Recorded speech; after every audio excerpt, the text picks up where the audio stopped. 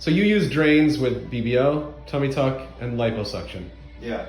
Can you briefly just explain how they help with healing?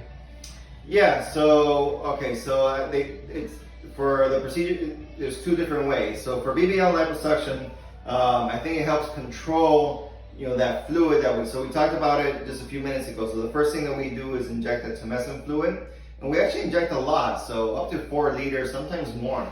Okay, so you have a lot of this tumescent fluid in there, and while your body will absorb, a lot of it just needs to kind of drain out. Okay. And I think the drain in the BBL cases, helps kind of control, that drainage, okay? And I think it's also helpful for the massage therapist because, they don't necessarily need to be opening wounds or doing anything like that. The drain is in place. They can do their massage. They can massage the fluid towards the drain, and the drain creates an avenue for that fluid to come out. So I think, you having the drain, especially kind of in the first kind of 4 or 5 days post-op, when you are going to get rid of most of that drainage, is very, very helpful.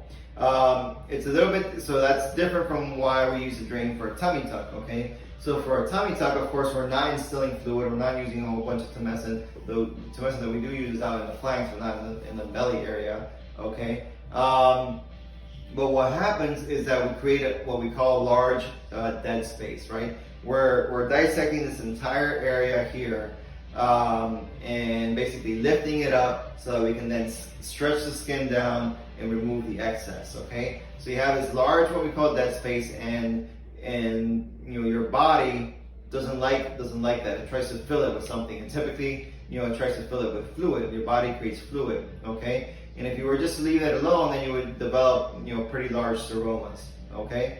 So the reason for drains after tummy tuck is to minimize the risk of seroma. You need to be able to remove that fluid so that the two basically planes, they kind of stick together and they start to heal, and they start to kind of bring down or shut down that dead space, okay? And that's why the important thing about the drain with the tummy tuck is about how much fluid is coming out. Once you get to about 25 cc's or less in the full 24-hour period, that's about as much fluid as your body would be able to absorb on its own without any additional help. And that's when we know it's okay to be able to remove those drains.